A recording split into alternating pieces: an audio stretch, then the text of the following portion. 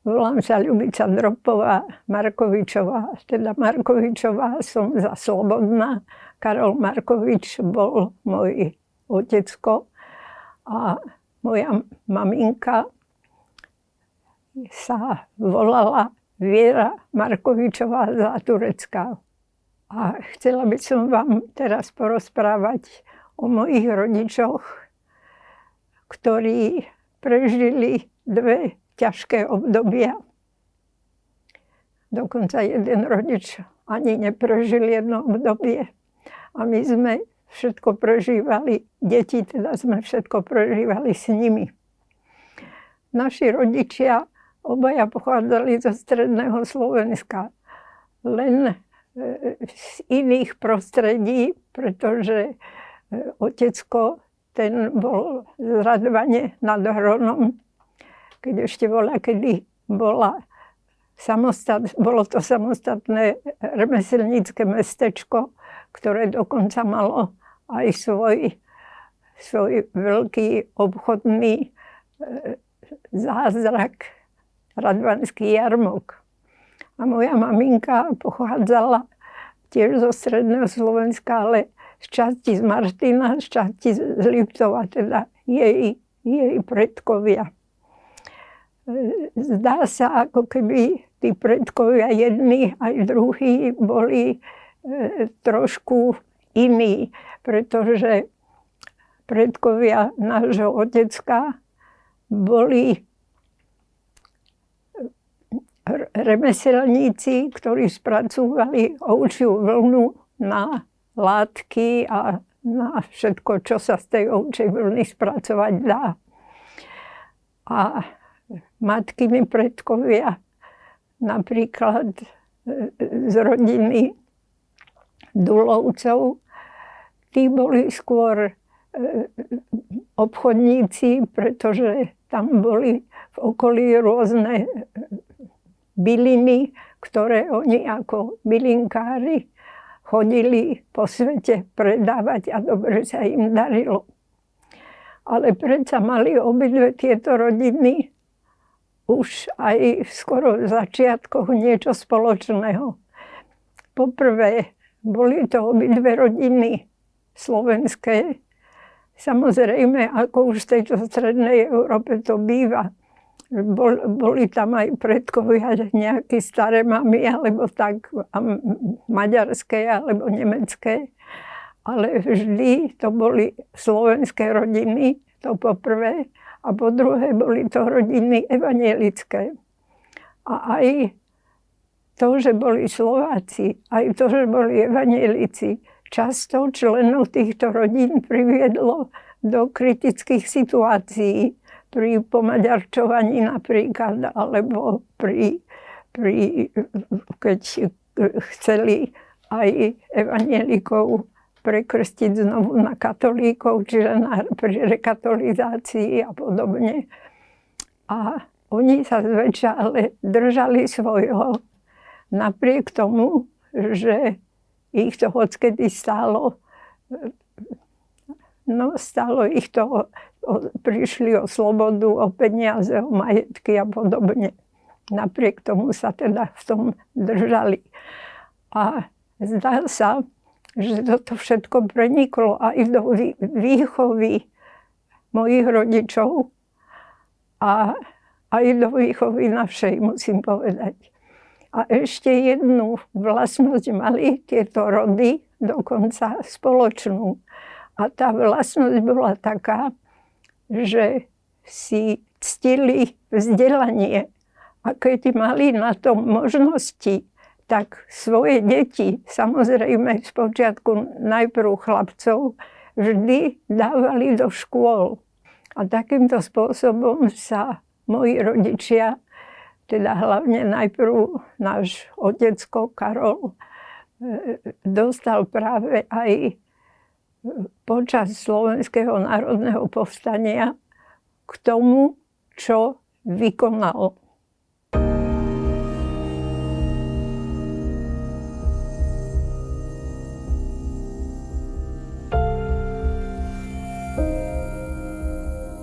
Spočiatku nevedel, čo sa vlastne pripravuje, akým spôsobom to povstanie sa pripravuje. Ale je jasné, že povstanie v takej miere, ako ho pripravovali tí, čo teda sa vlastne, čo ho viedli s tým spôsobom, tak boli potrebné financie. Nebolo možné len s nejakými domácimi poľovníckymi flintami alebo s niečím takým, pretože to bolo proti absolútne vyzbrojenej nemeckej armáde. No a na tom sa dohováral predovšetkým vedúci Národnej banky s pripravovateľmi povstania. A dohodli sa určité princípy, predovšetkým tie, aby sa financie, pokiaľ to bude možné, z Bratislavy, z centrály banky, aby sa presunuli na stredné Slovensko, ktoré malo byť takým centrom, a tam vlastne vznikala, alebo tam pôsobila tzv. Slovenská národná rada vtedajšia, ktorá mala svoje povereníctva a jedno z povereníctiev malo byť aj finančné. A doktor Imrich Karvaš, tento tak aj robil, že presúval tam, ani by sme neverili, nie stovky, nie tisíce, ale aj milióny sa tam presadovali. A dokonca s vedomím prezidenta republiky, pretože vtedy sa hovorilo, že Bratislava tým, že je blízko na hraniciach cudzích, že je viac ohrozená ako mestá na strednom Slovensku. A tam doktor Peter Zaďko, tento mal na starosti a on vlastne mal takú komisiu, ktorá to všetko vybavovala. No a okrem tohoto všetkého poslal tam do Banskej Bystrice Imrich Karvaš peniaze tzv. Zlatého pokladu slovenského, ktorý sa skladal z dvoch častí. Jedna časť boli štátne zásoby zlata, ktoré Imrich Karvaš, on bol teda geniálny človek, on dokázal ich zatajiť aj pred vládou slovenského štátu. A boli to zlaté tehličky. Ja presne neviem, písal o tom vo svojich spomienkach môj otecko, ja presne neviem, koľko toho bolo, ale dal ich presunúť najprv do Banskej Bystrice a potom z Bystrice požiadal otca, aby to poslal do banky alebo do bank vo Švajčiarsku. Tak otec toto vybavil, tú časť, a ešte bola druhá časť Zlatého pokladu, ktorý vznikal na začiatku slovenského štátu, keď sa vyhlásilo, že teda vláda vtedajšia, že Slováci majú konečne svoj vlastný národ, ale financie nie sú kryté zlatom. A že aby ľudia, aby občania dávali svoje veci, peniaze, nemuselo to byť len zlato, aj striebro a podobne cenné veci.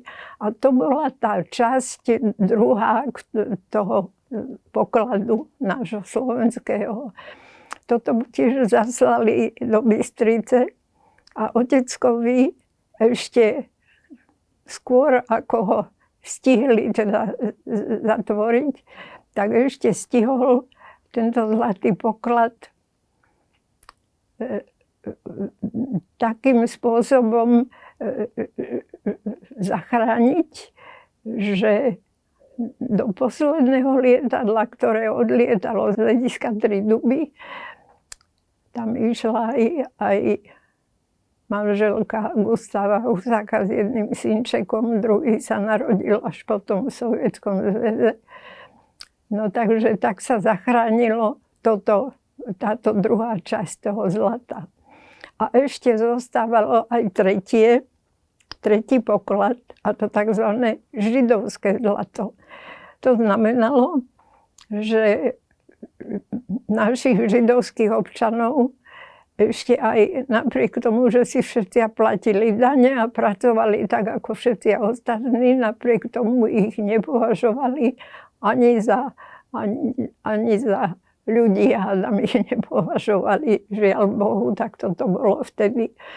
No a museli všetko zlato a všetky peniaze, čo mali, museli venovať akože štátu. A toto všetko sa sústredilo tiež v Banskej Bystrici. Bol ale Imrich Karvaš veľmi prísny na to, že od každej rodiny, kde mali treba za nejaké zlaté veci alebo nejaký strieborný pohár alebo čo, že bolo to v jednom nejakom sáčku alebo v niečom a vždy sa napísalo, že je to od tej a tej rodiny. Že ak by sa náhodou vrátili, aby bolo možné, teda domov, aby bolo možné vrátiť im toto. No, žiaľ Bohu, sa väčšina nevrátila, takže bolo to veľmi smutné.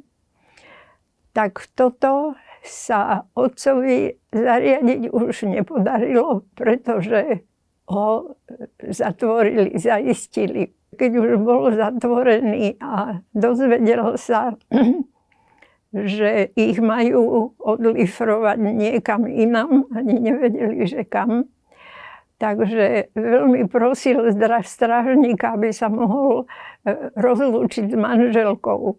Najprv mu to nechceli dovoliť, strážnik sa bál, že ak sa to dozvedia, takže bude mať z toho zle a takto. No ale on nakoniec presvedčil otecko hodinkami a snubným prsteňom zlatým, ktorý proste mu dal. A maminka mohla prísť, ale že len na 10 minút.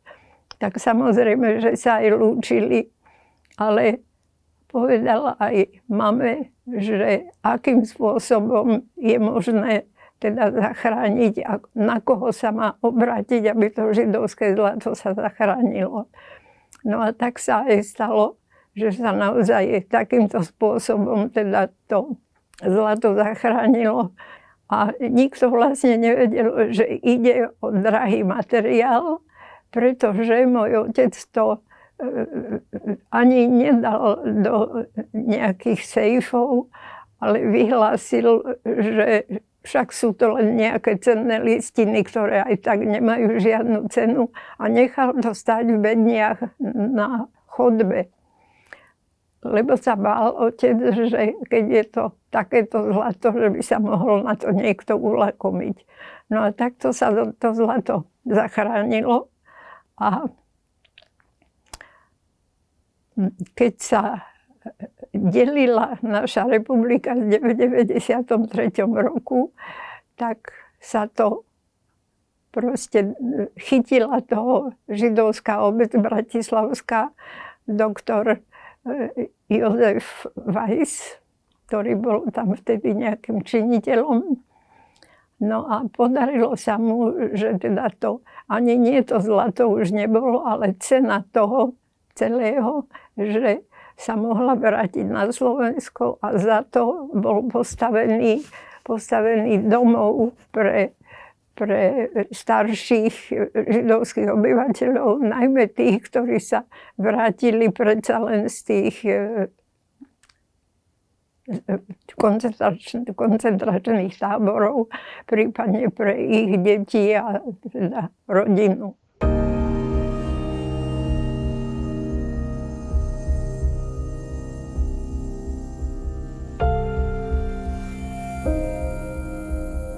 Otec vedel, že by bolo pre ňo nebezpečné zostať v Banskej Bystrici, tak preto išiel hľadať možnosť, kde by bolo možné sa evakuovať s celou rodinou.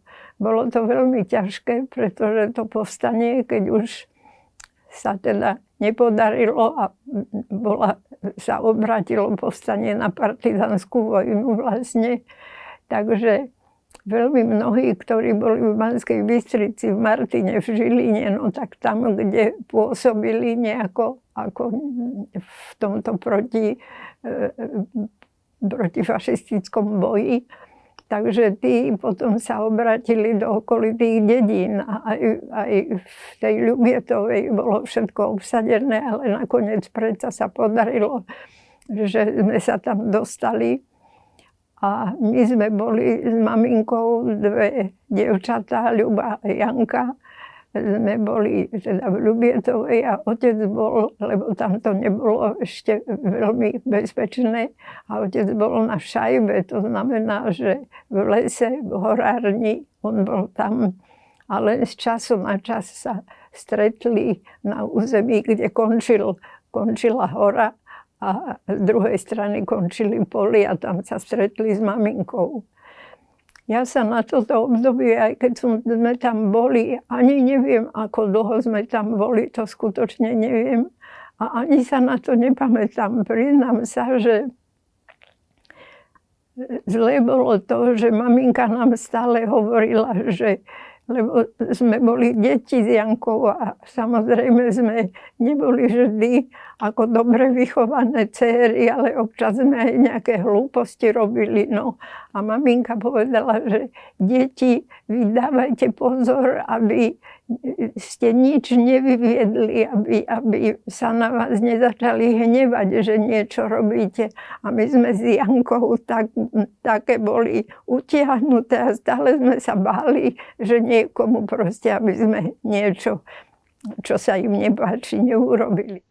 No ale dlho sme tam nevydržali, pretože ako náhle nemecké vojska sa objavili po povstaní, prezident ich pozval na Slovensko, aby teda všetko zlikvidovali, čo sa zlikvidovať dalo.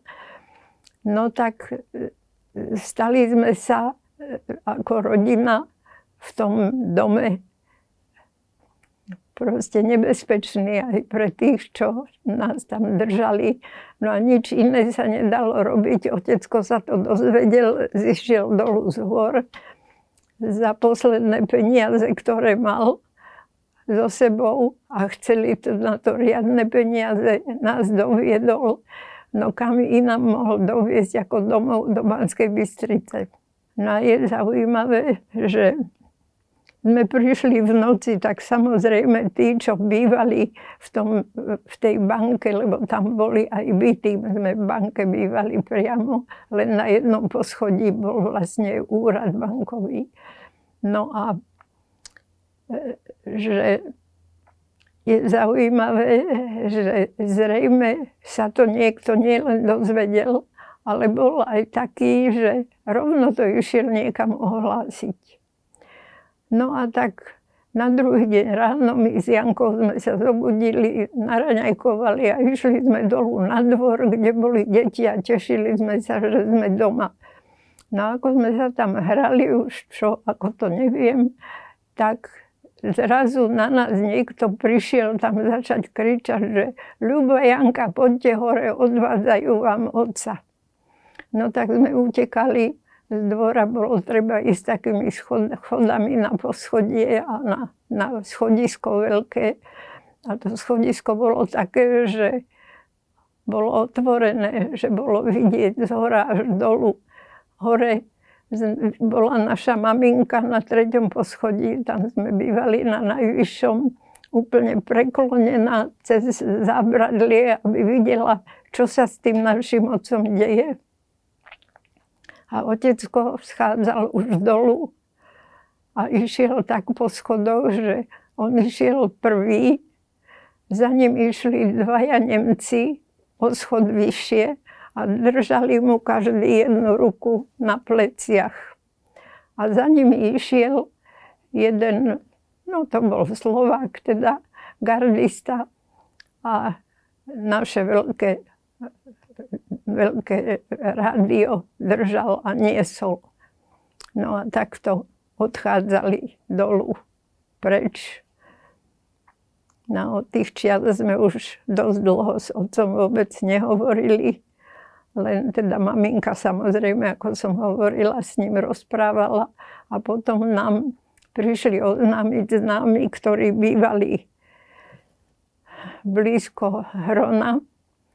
A tam pod Urpínom bola stanica vlaková a tam bol pristavený vlak a tam týchto všetkých zajatých, teda čo boli vo väzení, tak tam ich práve odvážali.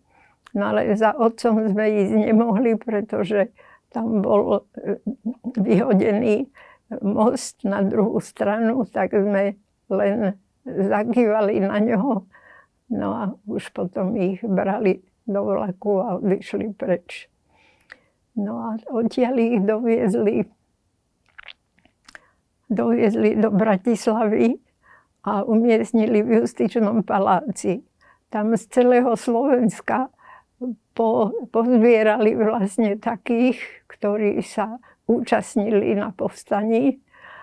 A vláda naša slovenská nemala záujem, aby sa zachránili. Vyvážali týchto povstalcov a tých posielali v Mauthausene, pretože tam ich vyvážali rovno do plynu. Nie, že by ich tam držali, ale vyvážali ich rovno do plynu. To bolo dohovorené s vládou Slovenskej republiky, ktorá takto svojich občanov proste zabíjala. Otec bol náhodou v takom transporte, ktorý omylom začali bombardovať cudzie, teda anglické, americké lietadlá, pretože to bol nejaký omyl. No a veľké množstvo ľudí tam bolo zabitých a ranených.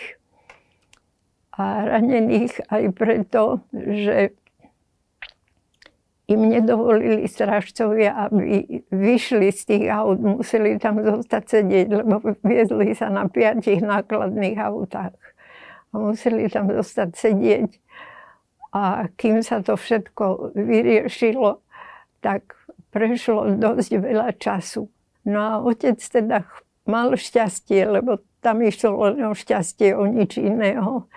Nemci, tí sú takí pünktlich. Oni to mali dohodnuté vždy, že ja neviem, povedzme, vlak príde o 3:00 po obede a v priebehu, ja neviem, do 5:00, tak ich rovno pošlú do plynu a potom ich spália. No ale oni prišli práve preto, kvôli tomu bombardovaniu o nejaké 3-4 hodiny neskôr, čiže až večer alebo v noci. No a Nemcom sa už nechcelo toto v noci robiť, no tak ich zahnali do nejakého prázdneho lágra, čo tam mali. No a oni teda zostali, niektorí to prežili, niektorí ani toto nemohli prežiť.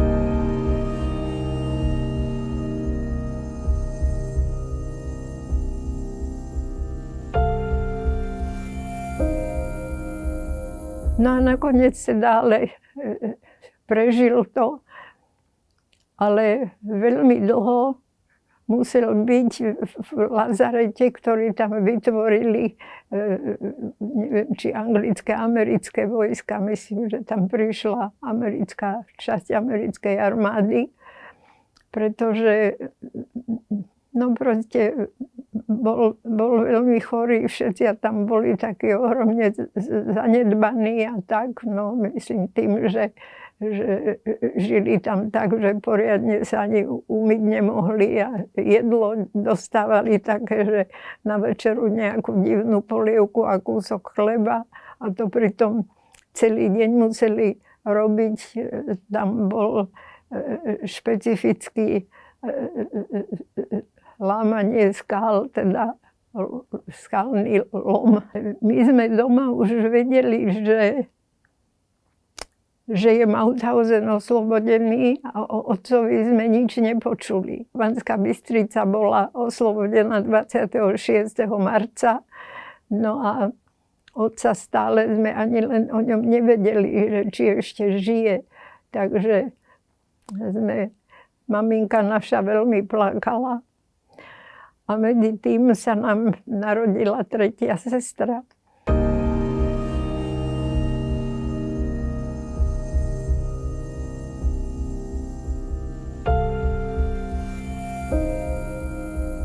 Postupom času sa všetko nejako začalo meniť po februári 1948. Ono to spočiatku ani nevyzeralo, že čo z toho vznikne, pretože ešte všetko nejako fungovalo, kým zrejme oni si nezabezpečili všetky miesta a funkcie, ktoré chceli si zabrať.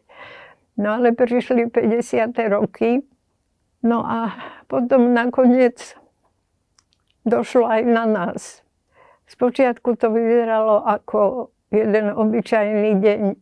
Mama ráno vstala ako prvá, chystala raňajky, chystala desiatu, dievčatá išli do školy, aj otcovi, keď išiel do banky. No a ja som tak prispávala, lebo som sa veľa učila aj v noci na maturitu, takže som ešte dospávala.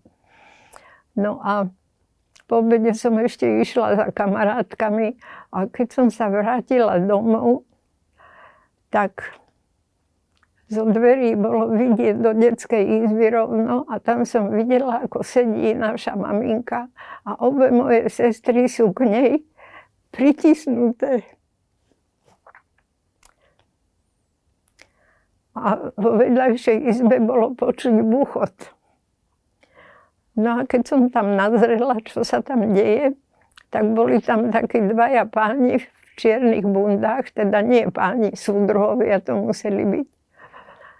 No a vyhadzovali zo skríň všetko, šuplíky vyťahovali, obratili, vysypali, prehrabávali sa, neviem čo. Tak som radšej išla tam k maminke a som nevedela, čo sa deje. Tak sme tam tak ticho sedeli. No a oni potom prišli, vzali to, čo našli. Mali sme takú škatulku, dodnes ju mám, kde sme mali také darčeky, ktoré sme dostali pri krstoch a pri konfirmáciách a pri takýchto nejakých príležitostiach. Proste, však sme boli 3 dievčatá, aj maminka bola, aj otec tam mal niečo takého. Takže takých pár, ja neviem, krížiky sme dostali, ja neviem, takéto pri konfirmácii a tak. No a sestra mala náhodou reťazku na krku a tu je takto strhol jeden z tých pánov. Však by sme mu to boli už otvorili a dali a on to mala potom tuto taký rez z toho. Takže neboli ani trošku ľudskí, ani voči nám, ani nič. No a okrem toho teda ešte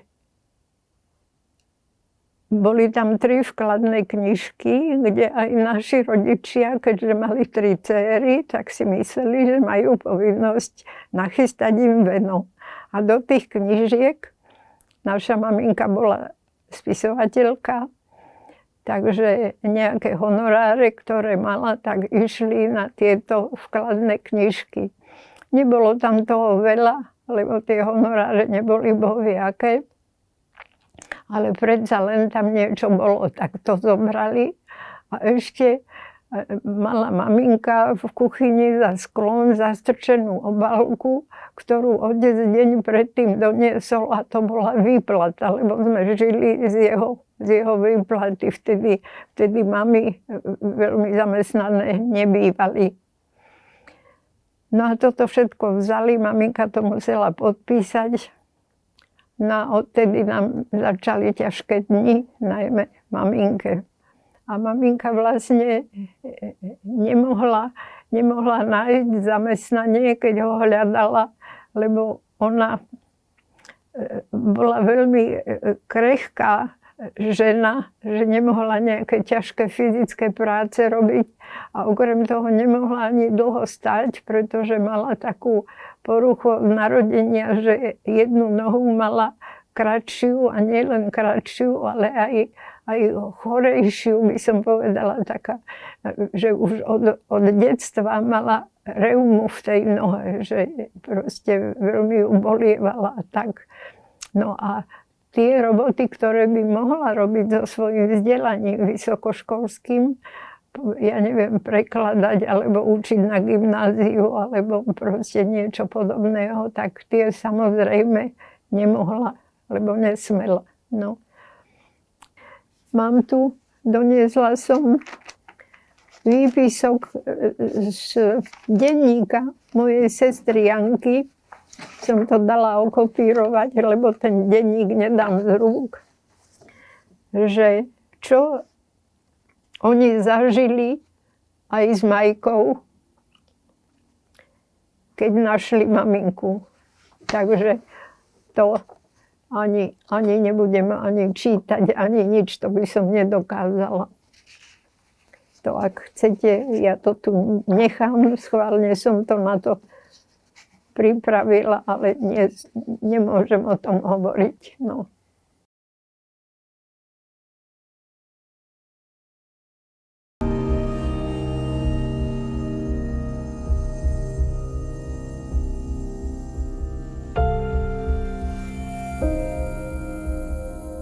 Ona zomrela teda 1. augusta a pohreb bol o 2 dní, tuším, veľmi rýchlo. A veľmi rýchlo to chceli mať, proste dostali naši pokyn, že aby čo najskôr sa to uskutočnilo a mysleli si, že týmto nejako, že o tom ľudia nebudú vedieť, že nech sa to rýchlo uskutoční. Ale čo tam Janka písala, tak hovorila, že, teda napísala tam, že bolo to, pohreb bol v tej kaplnke, ako je taký malý cintorín pri bývalej evanjelickej nemocnici. Tam je taký malý evanjelický cintorín a tam je taká tá kaplnka, kde sa pohreby vykonávali. A že Janka tam písala, že bola celá ulica plná, že do kaplnky sa vôbec nemohli zmestiť a že teda bol tam ten pohreb a že oni sa tam veľmi zle cítili aj s Majkou, lebo že všetci aj ich obkúkovali a ľutovali. A Zora Jesenská teda mala ten svoj prejav a spisovatelia mali čestnú stráž. Tak to bolo pekné od nich. Aj to, že to Zora Jesenská urobila, lebo v tom čase takéto niečo mohlo byť pokojne aj potrestané. No ale zrejme súdruhovia nechceli, aby sa o tom veľmi vedelo, tak sa o tom v novinách ani nepísalo. No a my sme teda zostali deti vlastne teraz bez rodičov, pretože o otcovi sme ani poriadne nevedeli, že kde je a či ešte vôbec žije. Sme nevedeli. A okrem toho, keď ja som bola jediná akože dospelá, lebo som mala jediná 18 rokov, kto je už dospelý v 18, to ešte ani sa nevie, no ale sa to tak berie. Tak aj mňa predvolali tam, kde predvolávali našu maminku. To som aj zabudla povedať, kým ešte žila, tak ju často buď prišli pre ňu autom a zobrali so sebou, alebo ju predvolali písomne a domov už mohla ísť ako chcela pešo alebo čo. Do tej budovy, ktorá ešte stále funguje na Račianskej ulici na bývalej Februárke, kde nechali aj výzdobu pri vchode. Boli tam také sochy, alebo čo to bolo, ako udatných policajtov. Proste naše družstevnice tam s kvetami vítajú a neviem čo, no. Tak tam ma zavolali. No a je zaujímavé, že nechceli odo mňa vedieť nič o otcovi, lebo vedeli, že o jeho bankovej činnosti ja nemôžem mať, ani ma to nezaujímalo a nemôžem mať proste vedomosti nejaké. Ale čo chceli vedieť, sa ma pýtali, že či nám rozprávala naša mama, keď prišla z tých pohovorov, čo ju tam teda privolávali, že čo nám rozprávala. A to opakovali, sedela som tam, ja neviem, ako dlho, svietili mi do očí, tak to mi tiekli slzy aj od toho takého žltého svetla, aj od toho, že som nevedela, čo sa deje. A som povedala vždy to, čo nám maminka povedala, keď úplne zúfala prišla, že to je omyl, to je strašný omyl. To sa musí vysvetliť. No, neverili mi, alebo čo takého, ale fakt nám naša mama nič iného nepovedala. Takže sme nevedeli, čo od nej chceli. A preto som aj ja bádala, potom som čítala aj tu v Ústave pamäti národa. Nič takého tam nebolo. Ako to, veď ju tu vyšetrovali v Bratislave a o otcovi tam majú jeden celý takýto, proste takú knižku celú zachytenú a o maminke nič. A prečo? Čo od nej chceli, aby ona urobila? A zrejme to bolo niečo, pretože jej kamarátky hovoria, že ja neviem, že sa bála, alebo že od veľkého žiaľu to urobila sama, že odišla zo sveta. Tak neexistuje, aby ona tu z niečoho takého len nechala svoje 3 deti, z ktorých jedna ešte bola, však všetky sme boli ešte malé deti. No. Takže nemohla som sa to dozvedieť, pretože oni to museli zrejme buď zničiť, alebo je to niekde ešte v Prahe, alebo ja neviem kde. Ja si myslím, že to skôr bolo tak, že oni od nej chceli, aby niečo urobila. Niečo, čo sa opakovalo a vedelo sa o tom, že ja neviem, ja poznám také prípady, že napríklad povedali synovi, že napíš ty o svojom otcovi, že ho nenávidíš za to, že spáchali, ja neviem, takú a takú hroznú vec, lebo ináč ti ho, ja neviem, obesíme, alebo čo. Ak toto napíšeš, tak zariadíme, aby teda sa to nestalo a takto. A on chudák sa dal po dlhom prehováraní prehovoriť. No, samozrejme, otca popravili a ten chudák tiež urobil to, čo naša mama, syn. A takých prípadov bolo viac.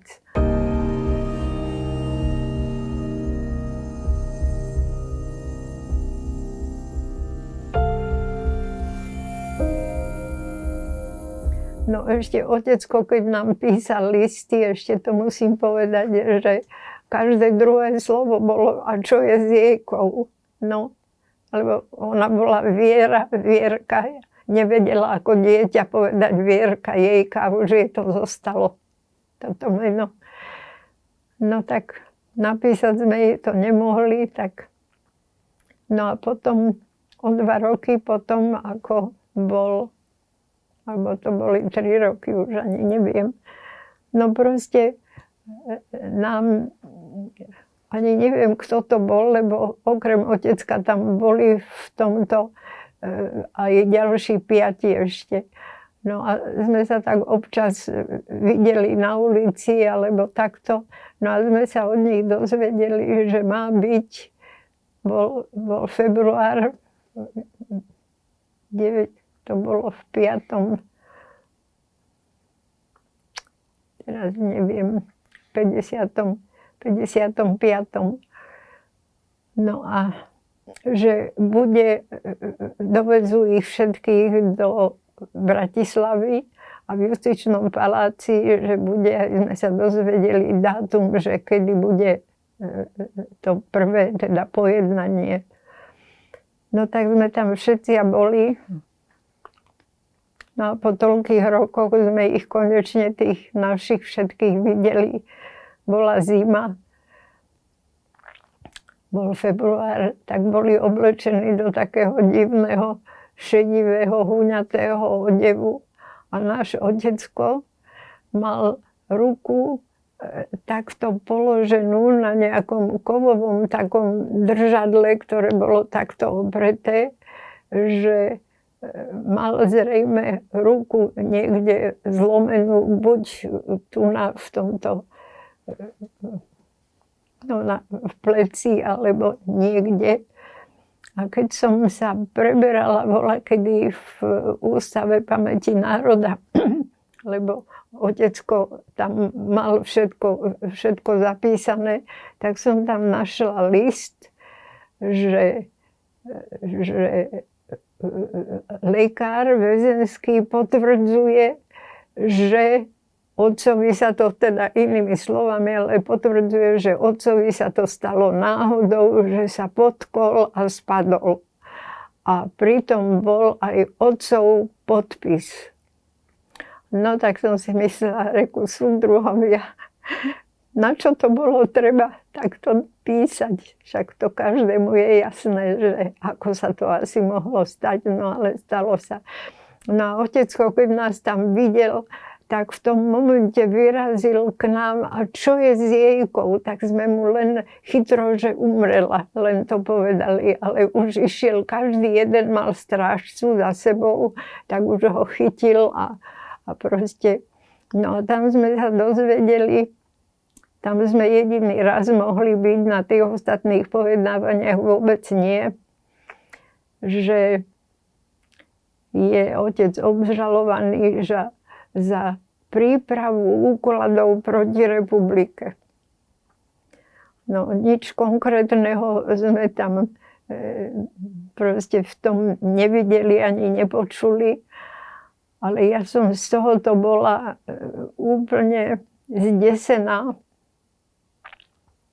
pretože to tak znie príprava úkladov proti republike, že na to už nemôže byť nič iné okrem nejakého obesenia alebo zastrelenia alebo niečoho takého. Tak som bola z toho úplne zúfalá. Otecko išiel teda do toho väzenia a keď sa už potom vrátil domov, tak nám rozprával, že Ľubočka, ako tam bolo dobre. To si nevieš predstaviť, aký to bol rozdiel od tých 2 či 3 rokov, ktorý bol v Prahe na Pankráci, kde bol v samotke a kde ich vyšetrovali. Rôznym spôsobom, samozrejme. Nie len nejako príjemne. Predstav si, že tam som mohla aj čítať. No, čo mu dali čítať? Nejakú sovietskú literatúru, no ale predsa len to bolo čítanie. Okrem toho, že sa mohol prihlásiť do takej nejakej, že môže v záhrade tam okopávať mrkvu alebo niečo takého, že taký bol šťastný, že mohol byť vôbec na vzduchu a robiť niečo takého príjemného, ako okopávať mrkvu. A okrem toho, že nebol sám už v cele, aj keď mu to nebolo vždy veľmi príjemné, lebo ho nedali nejako medzi tých kolegov, s ktorými bol spolu obvinený, ale medzi zlodejov, medzi zlodejov. No a medzi tým zomrel súdruh Stalin, zomrel súdruh Gottwald a vieme, čo sa stalo, že teda sa nejako všetko začalo uvoľňovať. No a týchto umelo odsúdených a obžalovaných vlastne zrazu ich posielali predčasne bez akýchkoľvek vecí a písomností a neviem čoho ich posielali domov.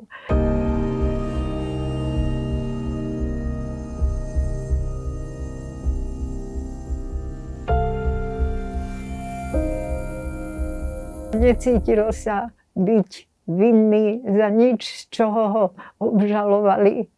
Hoci, keď som čítala tie materiály jeho, tak vypovedal tam aj ten Zervan, aj ten Cipciar a hromada ďalších.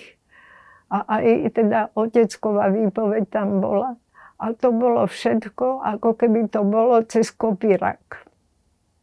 Že to tam mali proste nariadené, alebo možno to dokonca čítali, to ja už neviem, ale to bolo tak podozrivo rovnaké, že ja to ani nedokážem uveriť niečo takéhoto. No, takže naozaj tam boli také nezmysly, že spolupracoval s fašistami alebo niečo takého. No, neexistuje nič takého, no tak neviem. Okrem rehabilitácie dostal aj určitú peňažnú sumu, ktorú mu dali za to, že stratil financie nejaké vážne, aj celá rodina neoprávnene. No a po roku 70, keď nastala normalizácia, tak zrazu otec dostal napísané, že tie peniaze mu nemali dať, že mu dali neoprávnene tie peniaze a že ich musí vrátiť.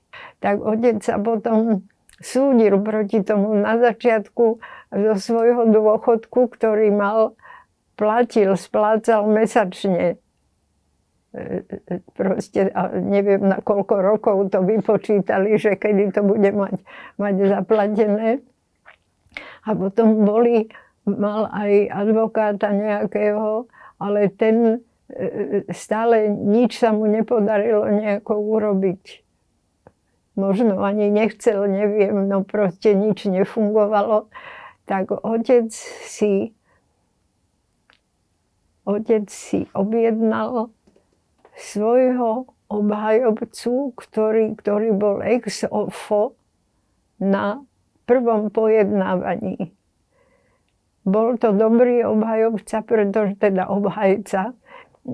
pretože jemu chceli dať omnoho vyšší trest a on to aspoň na tú istú sumu predsa len znížil.